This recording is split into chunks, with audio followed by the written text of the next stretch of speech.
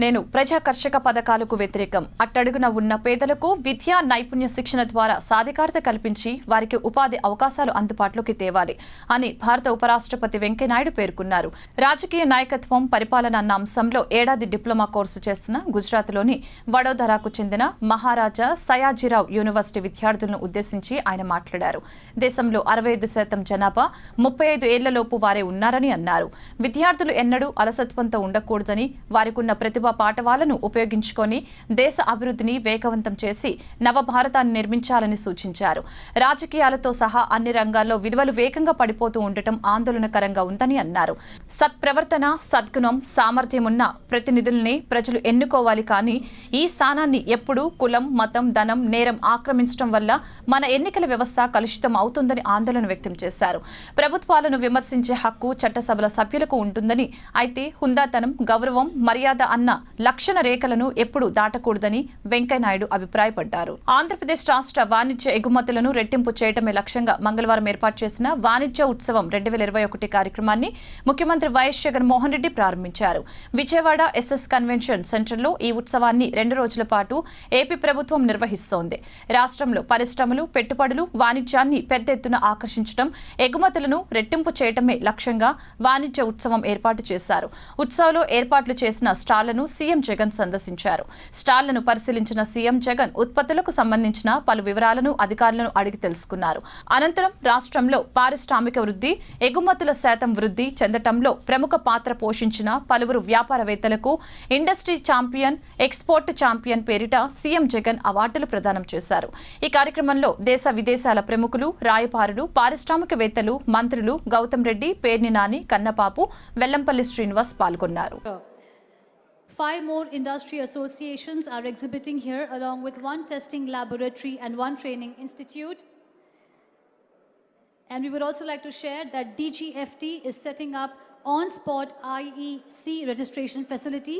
We would request our exporters, our future entrepreneurs, to make the most of this opportunity post this inaugural session.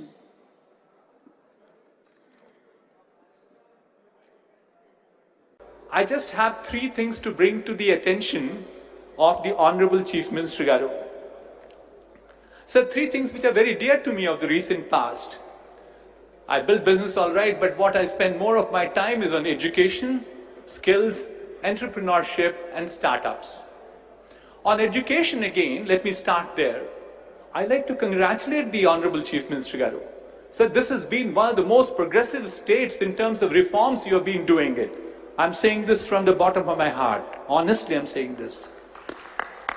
Whether it is Nadu, Nedu, Amma Vadi, refurbishing the 1,500 schools at the first phase, including the last Tuesday, he went ahead and launched the high-end skills university. And then there's a skills unit in state government is also developing a mega industrial hub in Koparthi. In fact, in my own district, Kadapa, YSR Kadapa district. The reason why I say it is my own district is because I'm tagging my name to it.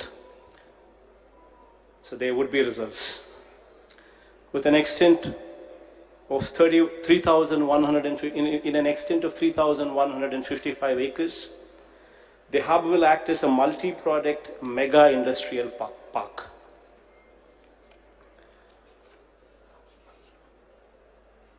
With best-in-class infrastructure facilities like power, water, CETPs, STPs, and is likely to bring in an investment of 25,000 crores with the potential to generate employment opportunities for more than 1 lakh of people. In the same facility, Koparthi, we are also developing an electronic manufacturing cluster, EMC, in another 800 acres with an investment of around about 730 crores. This electronic manufacturing cluster will attract an anticipated investment of 10,000 crores with the potential to create large-scale employment to about 25,000 people there.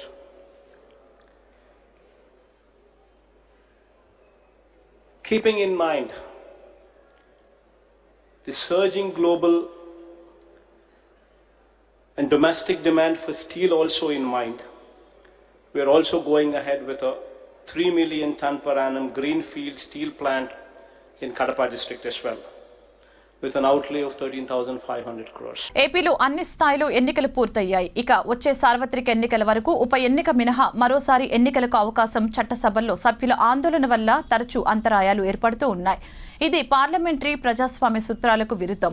Camp జోష్ కనిపిస్తోంది. కొద్ది రోజులుగా ప్రభుత్వం పైన వస్తున్న రాజకీయ విమర్శలు ప్రజల్లో ఇమేజ్ తగ్గిందని ప్రచారం నడుమ ఈ ఫలితాలు వారికి శక్తినిచ్చాయి. సీఎం జగన్ సైతం ఈ ఫలితాలతో తమ పైన మరింత బాధ్యత పెరిగిందని స్పష్టం చేశారు. ఏకంగా 7 జిల్లాల్లో ఏకపక్షంగా జెడ్పీటీసీలు స్వీప్ చేయడం ద్వారా వైసీపీ బలం ఏమాత్రం తగ్గలేదనే విషయం స్పష్టమైందని వైసీపీ నేతలు చెబుతున్నారు. ఎన్నికలు ఫలితాలు పూర్తి కావడంతో ఇక జిల్లా పరిషత్ చైర్మన్ల ఎంపిక జరగాల్సి ఉంది. దీనికి సంబంధించి ఇప్పటికే ఎన్నికల సంఘం నోటిఫికేషన్ ని సైతం జారీ చేసింది. ఈ నెల 24న మండల అధ్యక్షులు ఉపాధ్యక్షుల ఎన్నిక నిర్వహిస్తారు. ఆ తర్వాత 25న జిల్లా పరిషత్ చైర్మన్ల ఎన్నిక జరుగుతుంది. దీంతో ఫలితాలు వస్తూనే 13 జిల్లాల్లో వైసీపీకి సంబంధించిన వారే జిల్లా పరిషత్ చైర్మన్లుగా కొత్తగా కొలువు తీరటం ఖాయమైంది. దీంతో పార్టీలో ఎటువంటి వివాదాలకు అవకాశం లేకుండా ముందుగానే 13 జిల్లాలకు జెడ్పీ చైర్మన్లను సీఎం జగన్ ఎంపిక చేశారు. ముందుగానే అక్కడి రిజర్వేషన్ల ఆధారంగా ఎవరికి జెడ్పీ పీఠం అప్పగించాలనే దానిపైన సీఎం జగన్ నిర్ణయం తీసుకున్నారు. ఈ మేరకు పార్టీ సమన్వయకర్తలకు ఇప్పటికే సీఎం దిశానిర్దేశం చేశారు. ఎంపిక చేసుకున్న 13 మంది అభ్యర్థులు తాజా ఫలితాల్లో విజయం సాధించారు. దీంతో వారి ఎంపిక మరింత సులువుగా మారింది. వైకాపా వైఖరికి నిరసనగా ఏపీలోని జెడ్పీటీసీ ఎంపీటీసీ ఎన్నికలను తొలుతే తాము బహిష్కరించామని తెలుగుదేశం పార్టీ అధినేత మాజీ ముఖ్యమంత్రి చంద్రబాబు నాయుడు అన్నారు. తాము బహిష్కరించిన నైతికత లేని ఎన్నికల ప్రక్రియ గురించి మాట్లాడాల్సిన అవసరం లేదని వ్యాఖ్యానించారు. ఢిల్లీలో కాలికి శస్త్రచికిత్స చేయించుకున్న అనంతరం హైదరాబాద్లోని తన నివాసంలో విశ్రాంతి తీసుకుంటున్న ఎంఆర్పీఎస్ వ్యవస్థాపక అధ్యక్షులు మందకృష్ణ మాదిగను ఆయన పరామర్శించారు. ఈ సందర్భంగా మీడియాతో మాట్లాడుతూ తన 40 ఏళ్ల రాజకీయ జీవితంలో ఎప్పుడూ నేరాలకు పాల్పడలేదని వివరించారు. తాము రౌడీయిజం చేయాలనుకుంటే వారు బయటకు వచ్చేవారు కాదని అన్నారు. ఏపీలో తెలుగుదేశం పార్టీను ఎవరు ఏం చేయలేరని, వారు పెట్టేవన్నీ తాత్కాలిక ఇబ్బందులేనని స్పష్టం చేశారు. ప్రభుత్వాలు ప్రజాస్వామ్యబద్ధంగా ఉండాలని, తెలంగాణతో పోల్చుకుంటే ఏపీలో పరిస్థితులు మరింత దారుణంగా ఉన్నాయని వివరించారు. సుదీర్ఘ రాజకీయ అనుభవం ఉన్న తనపైనే తప్పుడు కేసులు బనాయించడం సిగ్గుచేటని అన్నారు. అదే సమయంలో ప్రజల కోసం ఎన్ని త్యాగాలకైనా ధైర్యంగా ముందుకు పోయారు. తిరుపతి అలిపేరులో 24 క్లేమోర్ మైన్స్ నా మీద బ్లాస్ట్ చేస్తే భయపడలేదు. నేను ఎప్పుడు ప్రాణానికి భయపడే వ్యక్తిని కాదు. ఆ విషయం గుర్తుపెట్టుకోవాల్సిన అవసరం ఉంది. పోలీసులకు చాలా మంది తెలిసే విషయాలు. అదే మరి వైఎస్ఆర్ కాంగ్రెస్ నాయకులు గుండాయిజం చేస్తే తెలుగుదేశం పార్టీ భయపడిపోతారనుకుంటున్నారు. కానీ తాటాకు చెప్పుళ్లకు ఉండేడు బెదరవు. ఆ విషయం గుర్తుపెట్టుకోమని వీళ్ళు కూడా హెచ్చరిస్తున్నా. ఇప్పటికైనా సరే ఒక పద్ధతి ప్రకారం రాజకీయం చేయండి, చట్ట ప్రకారం ఇది చేయండి. అందరం చట్టాన్ని గౌరవిద్దాం. చట్టాన్ని ఉల్లంఘించి మీ ఉన్మాదంతో, మీ పిచ్చితనంతో మా మీద దాడులు చేయాలనుకుంటే మాత్రం అది జరగనీయం. ఆ విషయం గుర్తుపెట్టుకోవాల్సిందిగా మరొకసారి హెచ్చరిస్తున్నా. కార్యకర్తలకు భరోసా ఇస్తున్నా. ఎవరైతే పులిచెన్నా కూడా చెప్పాను, ఆయన ప్రాణానికి ఏమాత్రం ప్రమాదం వచ్చినా ఈ గవర్నమెంట్దే బాధ్యత అవుతుంది, ముఖ్యమంత్రిదే బాధ్యత అవుతుంది. ఆ విషయం గుర్తుపెట్టుకోవాల్సిందిగా కోరుకుంటూ సమాజ శ్రేయస్సు కోసమే చాతుర్మాస దీక్ష చేపట్టానని విశాఖ శ్రీ శారదా పీఠాధిపతులు స్వరూపానందేంద్ర స్వామి తెలిపారు. రిషికేశ్ వద్ద గంగా తీరంలో చేపట్టిన దీక్ష దిగ్విజయంగా పూర్తయిందని అన్నారు. దీక్ష ముగించుకుని పీఠాధిపతులు స్వరూపానందేంద్ర స్వామి విశాఖకు చేరుకున్నారు. స్వామీజీకి పీఠం భక్తులు ఎయిర్పోర్ట్లో ఘన స్వాగతం పలికారు. ఈ సందర్భంగా స్వామీజీ మాట్లాడుతూ చాతుర్మాస దీక్ష తపస్సుగా భావించినట్లు తెలియజేశారు. నిత్యం గంగా స్నానమాచరించి రాజశ్యామల అమ్మవారి అనుష్ఠానం మధ్య దీక్ష చేశానని అన్నారు. ఆది శంకరాచార్యుల భాష్య విచారణ చేశామని తెలిపారు. గంగా తీరంలో ఏటా తపస్సు చేసే ఏకైక పీఠం విశాఖ శ్రీ శారదా పీఠమని వివరించారు. గంగమ్మ దీవెనలు అందుకొని విశాఖకు తిరిగి వచ్చానని చెప్పారు. స్వామీజీకి మంత్రి Avanthi Srinivas, MLA Tippala Nagireddy, NEDCAP chairman KK Raju, Kshatriya corporation chairman Pathapati Sarraju, petro corridor chairman Chokkakula Vijayalakshmi, రాష్ట్ర గ్రంథాలయ సంస్థ chairman Dadi Ratnakar, GVMC deputy mayor Jiyani Sridhar, cooption సభ్యులు బెహ్రా భాస్కర్, సింహాచలం ధర్మకర్తల మండలి సభ్యులు దినేష్ రాజ్, గంట్ల శ్రీనిబాబు తదితరులు స్వాగతం పలికారు.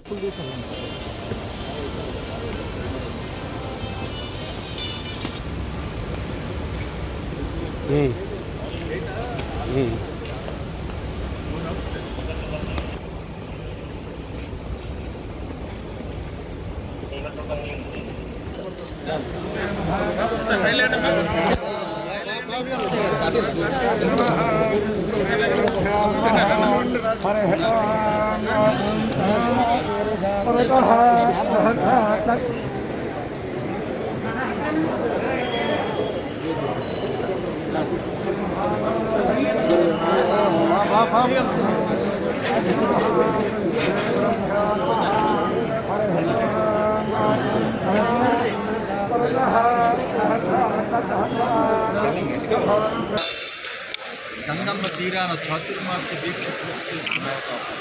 ప్రతిరోజు గంగా స్నానం, రాజశ్యామల అనుష్ఠానం, ఆదిశంకరుల భాష్య విచారణ ఒక తపస్సుగా గొప్పగా జరిగింది.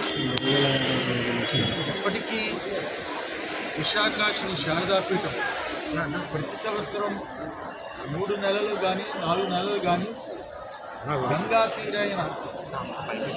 తీరాన తపస్సు చేసే ఏకైక పీఠం విశాఖ శ్రీ శారదాపీఠం. అందులో భాగంగా ఈ సంవత్సరం కూడా ఎక్కువ రోజులు ఉండి భగవంతుడి కోసం, ఈ సమాజం యొక్క శ్రేయస్సు కోసం చాలా అద్భుతంగా అనుష్ఠానం తపస్సు చేసి గంగమ్మ దీవెనలు పొంది మళ్ళీ ఈరోజు మన ఆంధ్రప్రదేశ్ మహావిశాఖ నగరాభివృద్ధిలో జర్నలిస్టులది కీలక పాత్ర అని డిప్యూటీ మేయర్లు జియాని శ్రీధర్, కట్టుమూరి సతీష్లు అన్నారు.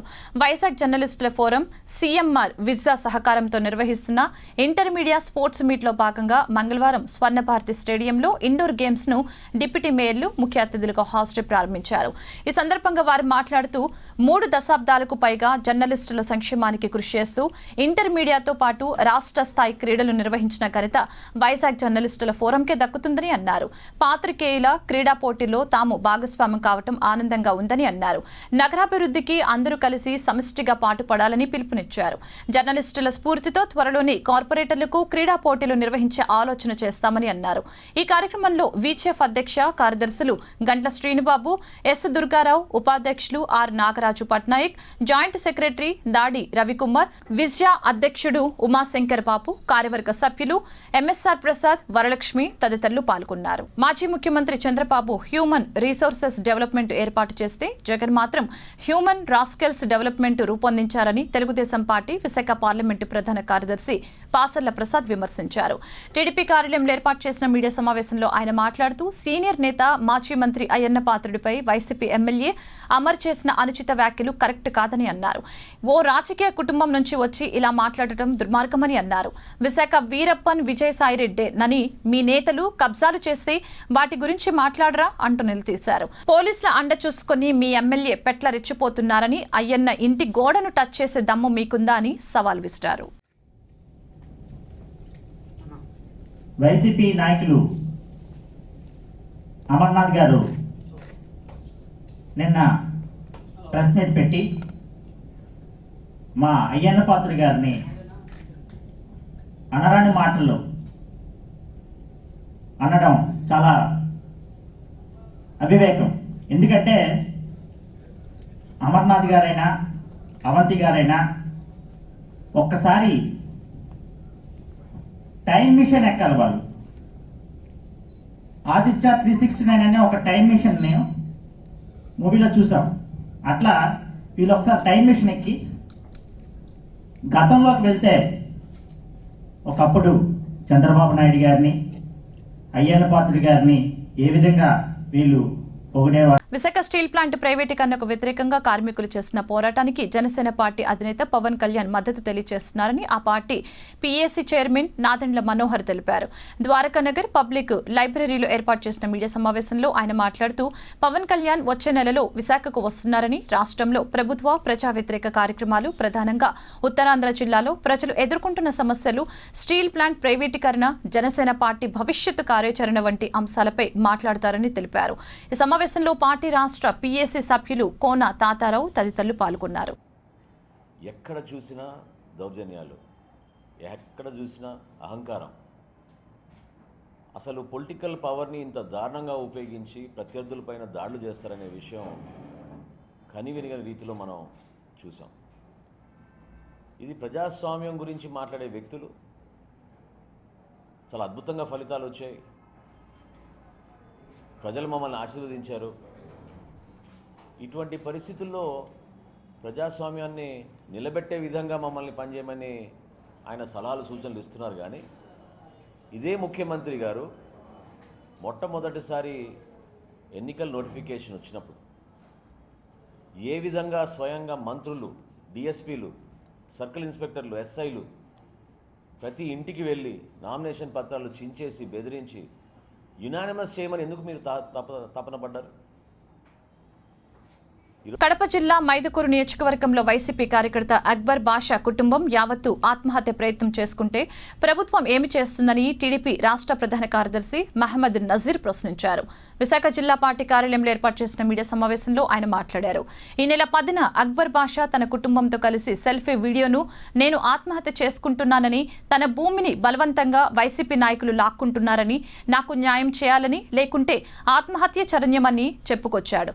దీనిపై ఎస్పీ ఆఫీస్ నుంచి న్యాయం చేస్తామని అభయమిచ్చారని అక్బర్ బాషా తెలిపారు. అయితే నిన్న రాత్రి తన కుటుంబంతో సహా అతను ఆత్మహత్య ప్రయత్నం చేయటం, హాస్పిటల్లో పెట్టడం, ఇద్దరు కుమార్తెల పరిస్థితి ఇబ్బందికరంగా ఉందని తెలుస్తోంది. రాష్ట్ర ప్రభుత్వం మైనార్టీలకు ఏ కోసాన న్యాయం చేయలేదని, ఇంతకంటే మోసం ఇంకేమైనా ఉందా అని ఆవేదన వ్యక్తం చేశారు. ఆమ్జాద్ బాషా ఉప ముఖ్యమంత్రిగా ఉండి కూడా రాష్ట్రంలోని ముస్లింలకు ఏ విధంగా ఉపయోగపడలేదని అసంతృప్తి వ్యక్తం చేశారు.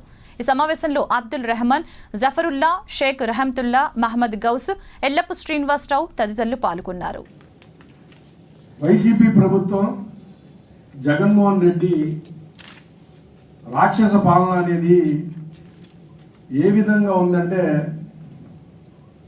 అతి దారుణమైన పరిస్థితుల్లో ప్రజాస్వామ్యం ఇబ్బందులు ఉందని తెలియజేయడానికి ఈ సంఘటన మీ ముందు పెట్టబోతున్నాం. ముఖ్యంగా ఉభయ రాష్ట్రాల్లో తెలుగు ప్రజలకి ఏ విధంగా కొద్ది రోజుల క్రితం కడప జిల్లా మైదుకూరు నియోజకవర్గం దువ్వూరు మండలంలో ఎర్రబల్లి గ్రామంలో అక్బర్ బాషా అనే కుటుంబం తనకు సంబంధించిన ఎకరన్నర స్థలం వైసీపీ నాయకుడు తిరుపాల్ రెడ్డి, అంటే వైసీపీ కీలక నాయకుడు అక్కడ, అతను స్థానిక ఎమ్మెల్యేలు కలిసి అతన్ని ఇబ్బంది పెట్టారని, ఇబ్బంది పెట్టిన పిమ్మట ఆ బాధ తట్టుకోలేక తూర్పుగోదావరి జిల్లా రాజమహేంద్రవరంలో సేవా సమర్పణ అభియాన్ కార్యక్రమంలో బీజేపీ రాష్ట్ర అధ్యక్షులు సోము వీర్రాజు పాల్గొన్నారు. వ్యాక్సిన్ సెంటర్, రేషన్ డిపోను సందర్శించారు. ఈ సందర్భంగా మాట్లాడుతూ సేవా సమర్పణ అభియాన్లో భాగంగా 2 కోట్ల మందికి వ్యాక్సిన్ అందిస్తున్నామని, వికలాంగులకు సేవా కార్యక్రమాలు నిర్వహిస్తున్నామని అన్నారు. ఉపాధి హామీ పథకం కింద ఆంధ్రప్రదేశ్కు కేంద్ర ప్రభుత్వం సంవత్సరానికి 10,000 కోట్ల నిధులు ఇస్తుందని, రాష్ట్రంలో జాతీయ రహదారుల నిర్మాణం శరవేగంగా జరుగుతుందని అన్నారు. కేంద్ర ప్రభుత్వం చేస్తున్న అభివృద్ధిని రాష్ట్ర ప్రభుత్వం తన సొంత అభివృద్ధిగా ప్రచారం చేసుకుంటుందని మండిపడ్డారు. 60 ఏళ్ళైనా వృద్ధాప్యం ఆధార్ ఏదో లింక్ అయి ఉంటుంది.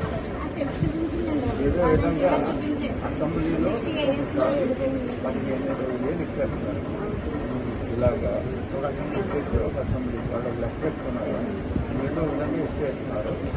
3 3 నెలలు 4 నెలలు ఇలా పెట్టేస్తారు. కొత్త వాళ్ళకి ఇస్తారు. మళ్ళీ ఇంకొక చోట తీసేస్తారు. అట్లా ఏ సంఖ్య అదే ఉంటుంది. పెంచినట్టు ఒక గంట పెడుతున్నారు మళ్ళీ. తీసుకోవడానికి చెప్పాలని నేను పదే చేశాను. చాలా ఇబ్బందులు అంటే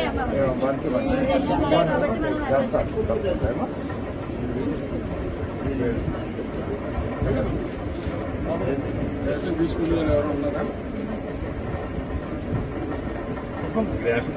ప్రకాశం జిల్లా ఒంగోలులో లోకల్ కేబుల్ టీవీ ఛానల్, స్థానిక పత్రికల రిపోర్టర్స్ సమాచారం పౌర సంబంధాల శాఖ కార్యాలయాన్ని ముట్టడించారు.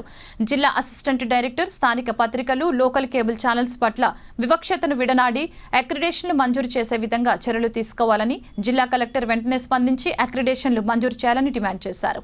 లేని పక్షాన ఆందోళన ఉధృతం చేస్తామని హెచ్చరించారు. కృష్ణా జిల్లా వీరులపాడు మండలం జయంతి గ్రామంలో కాజా శ్రీనివాస్ కిరాణా షాపులో విజిలెన్స్ అధికారులు తనిఖీలు నిర్వహించారు. ఈ తనిఖీల్లో 500 క్వింటాలు అక్రమంగా నిల్వ ఉంచిన రేషన్ బియ్యాన్ని అధికారులు స్వాధీనం చేసుకుని స్థానిక రెవెన్యూ అధికారులకు అందజేశారు.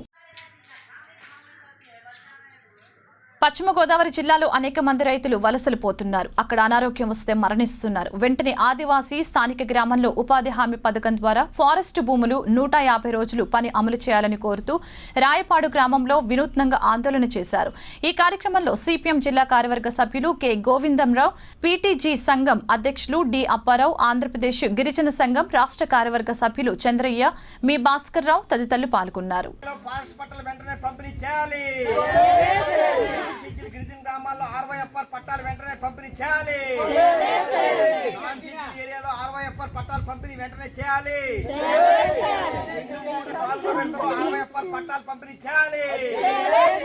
2-3-4 RYFR పట్టాలు వెంటనే పంపిణీ చేయాలి. 150 రోజులు పని కల్పించాలి. RYFR పట్టాలకి 150 రోజులు పని ఇవ్వాలి. RYFR పట్టాలకి 150 రోజులు పని ఇవ్వాలి. పంపిణీ చేయాలి.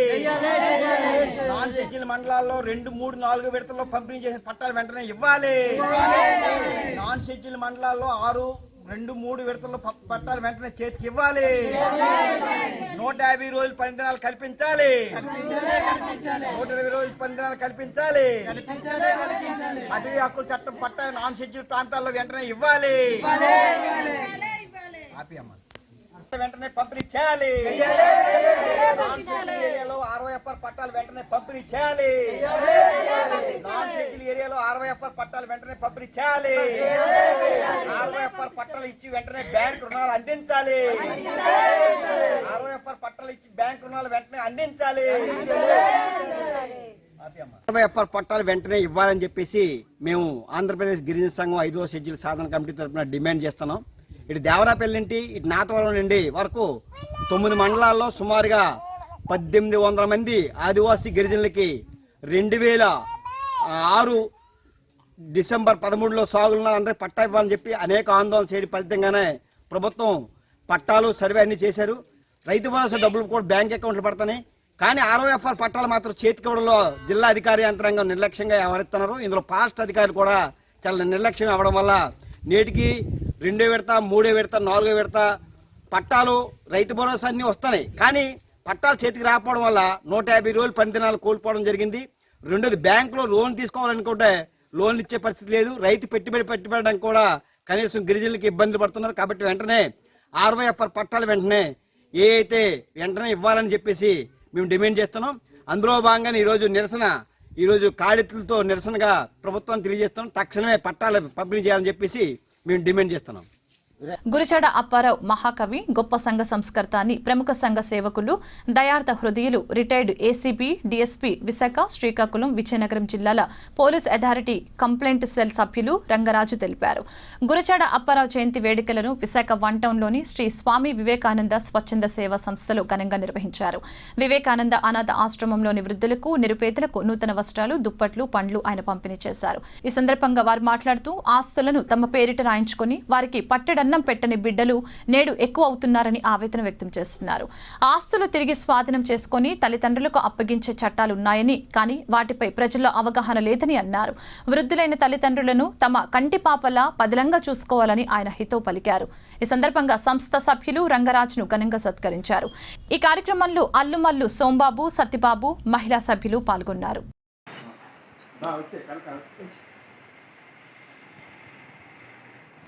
అందరూ కలిసి చేస్తాం.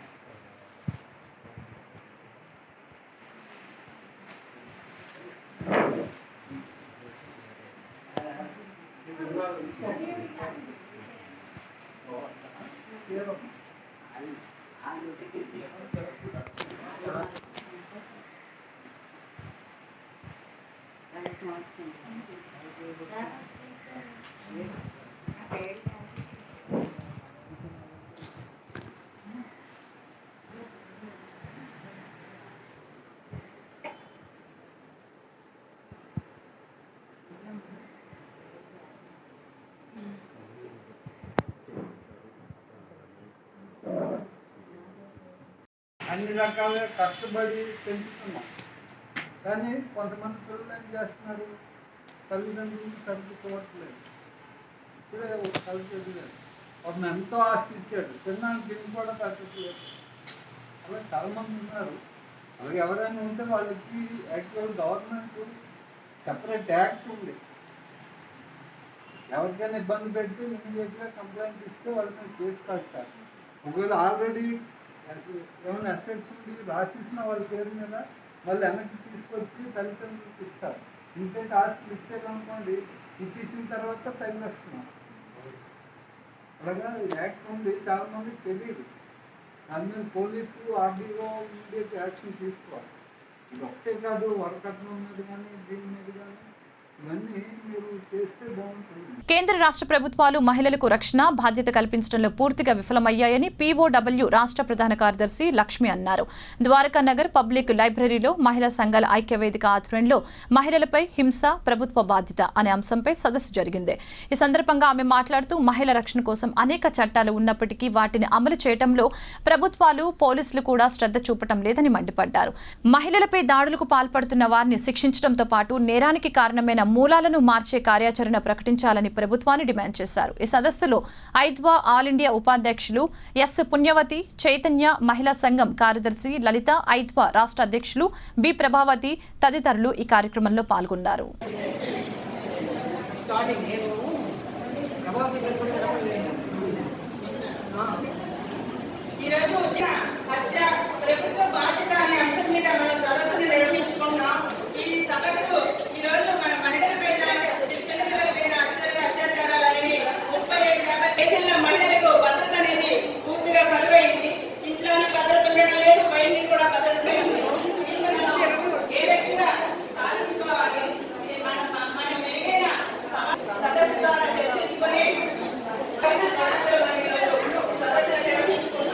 పెరుగుతున్న హింస, దీని పట్ల ప్రభుత్వ బాధ్యత అంశం పైన ఈరోజు మహిళా సంఘాల ఐక్యవేదికగా మేము ఈ సదస్సు నిర్వహించడం జరుగుతుందండి. ఈరోజు కేంద్ర రాష్ట్ర ప్రభుత్వాలు రెండు కూడా మహిళలకు రక్షణ కల్పించడంలో, బాధ్యత వహించడంలో పూర్తిగా విఫలమైంది. ఎందుకంటే ఈరోజు మహిళలకు సంబంధించిన చట్టాలు అనేక ఉన్నప్పటికీ కూడా వాటిని అమలు చేయడానికి సంబంధించిన యంత్రాంగాన్ని పటిష్టంగా అమలు చేయకుండా ఈరోజు ఇంకా కొత్త చట్టాలు చేయడం వల్ల, ఇంకా కఠినమైన శిక్షలు తీసుకురావడం వల్ల సత్వన్యాయం దొరుకుతుందని చెప్పి సభాస్థాలు మాట్లాడుతున్నారు. కానీ ఈరోజు బాధితులకు సంబంధించిన దాంట్లో వాళ్ళ యొక్క స్థాయిని బట్టి వాళ్ళకి న్యాయం దొరుకుతుంది. నేరస్తుల యొక్క సంబంధించిన పలుకులు బట్టి వాళ్ళ మీద ఈరోజు శిక్షలు పడుతున్నాయి. ఇటువంటి మొత్తం కూడా అవినీతికరమైన పరిస్థితిగా ఈ దేశం మారిపోయిన పరిస్థితి ఉంది. మత్తు మాఫియాలు, డ్రగ్స్, ఈరోజు అశ్లీల వెబ్సైట్లతో మొత్తం కూడా నేరం యొక్క మూలాలు మార్చకుండా నేరస్తులను మాత్రమే శిక్షించే ప్రభుత్వ విధానాన్ని మేము ఖండిస్తూ, నేరస్తులు శిక్షించడంతో పాటుగా నేరానికి కారణమైన మూలాలను మార్చే కార్యాచరణ ప్రభుత్వం ప్రకటించాలనే డిమాండ్తో దానికి సంబంధించిన తీర్మానాలు చేస్తూ ఆ తీర్మానాల అమలు కోసం ఈ సదస్సు అనేది పెట్టడం జరిగింది. వెంటనే మహిళలపై జరుగుతున్న అన్ని రకాల హింసలకు కారణమైన ఈరోజు పోలీసులు ఏదైతే చేయాలో, న్యాయ వ్యవస్థ ప్రాసిక్యూషన్ ఏదైతే చేయాలో, జైలు ఏదైతే చేయాలో, చట్టాలు ఏదైతే చేయాలో వాటన్నిటిని చేయకుండా ఈరోజు చట్టాలు ఇంకా పటిష్టంగా లేకపోవడం వల్ల జరుగుతుందని చెప్పేసి అంటున్నారు. అదే కాదు, జస్టిస్ వర్మ ప్రతిపాదనలు ఏదైతే ఉన్నాయో, పోలీస్ సంస్కరణలు కానీ, విద్యా సంస్కరణలు కానీ, రాజకీయ సంస్కరణలు కానీ, సామాజిక సంస్కరణలు కానీ ఎటువంటి సంస్కరణ అమలు చేయలేదు. దీన్ని మేము తీవ్రంగా ఖండిస్తున్నాం. కార్యాచరణ పథకాన్ని ప్రభుత్వం వెంటనే ప్రవేశపెట్టాలని డిమాండ్ చేస్తున్నాం.